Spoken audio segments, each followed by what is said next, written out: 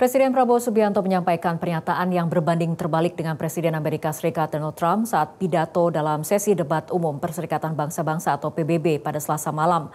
Trump sempat mengkritik PBB yang dianggap tidak berguna, berkebalikan dengan Presiden Prabowo.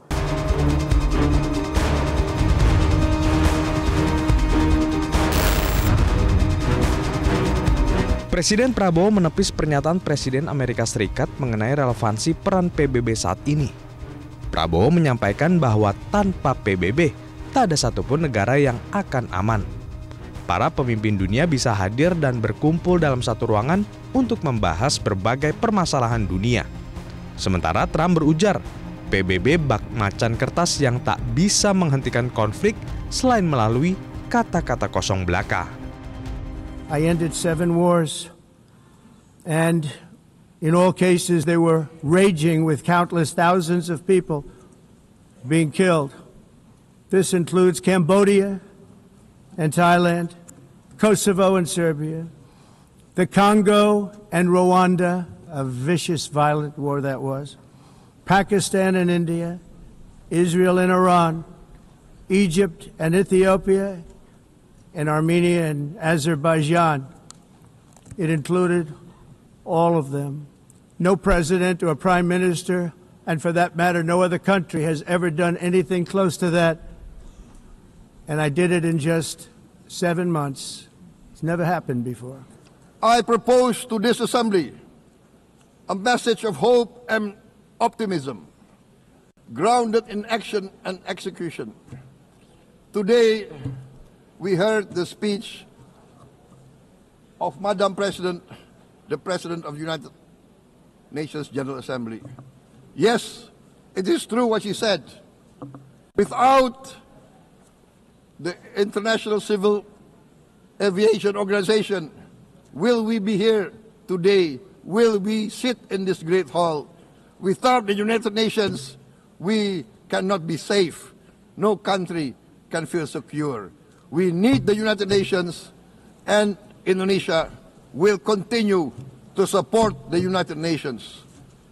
Even though we still struggle, but we know the world needs a strong United Nations. Ketika berbicara soal kemerdekaan Palestina, Presiden Prabowo kembali menekankan Indonesia siap mengakui Israel jika Palestina merdeka dalam kerangka solusi 2 negara. Pernyataan ini berbeda dengan pidato Trump yang menyoroti banyak negara belakangan mengakui negara Palestina secara sepihak. Presiden AS itu menyebut pengakuan sepihak hanya akan memberikan hadiah untuk Hamas, narasi serupa yang digaungkan Israel. As everyone knows, I have also been deeply engaged in seeking a ceasefire in Gaza. Have to get that done. Have to get it done. Unfortunately, Hamas has repeatedly rejected reasonable offers to make peace. We can't forget October 7th, can we? Now, as if to encourage continued conflict, some of this body is seeking to unilaterally recognize a Palestinian state. The rewards would be too great for Hamas terrorists for their atrocities. This would be a reward for these horrible atrocities. We must have an independent Palestine, but we must also recognize, we must also respect, and we must also guarantee the safety and security of Israel. Only then we can have real peace, and no longer hate and no longer suspicion. The only solution is this 2-state solution.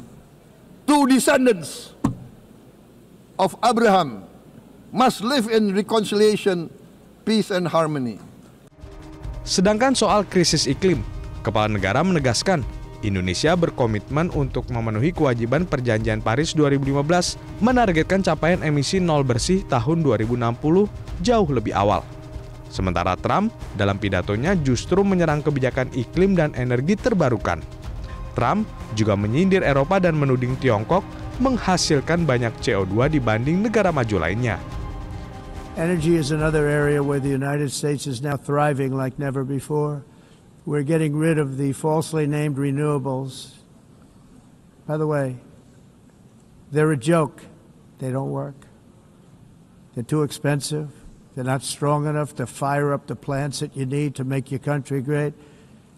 The wind doesn't blow. Those big windmills are so pathetic and so bad, so expensive to operate. And they have to be rebuilt all the time, and they start to rust and rot. Most expensive energy ever conceived, and it's actually energy. You're supposed to make money with energy, not lose money. You lose money, the governments have to subsidize. You can't put them out without massive subsidies. And most of them are built in China, and I give China a lot of credit. They build them, but they very few wind farms. So why is it that they build them and they send them all over the world, but they barely use them? You know? We have to start now.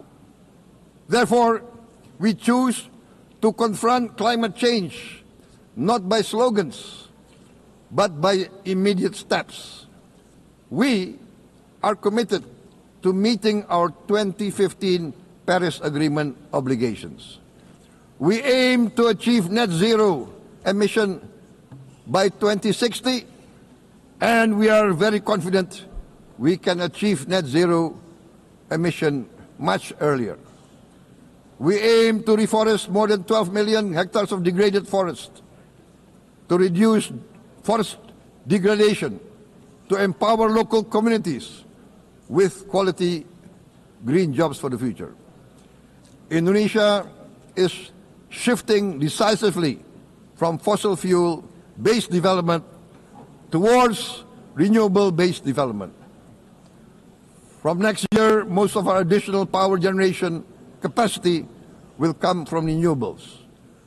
Our goal is clear: to lift all of our citizens out of poverty and make Indonesia a hub for solutions to food, energy, and water security.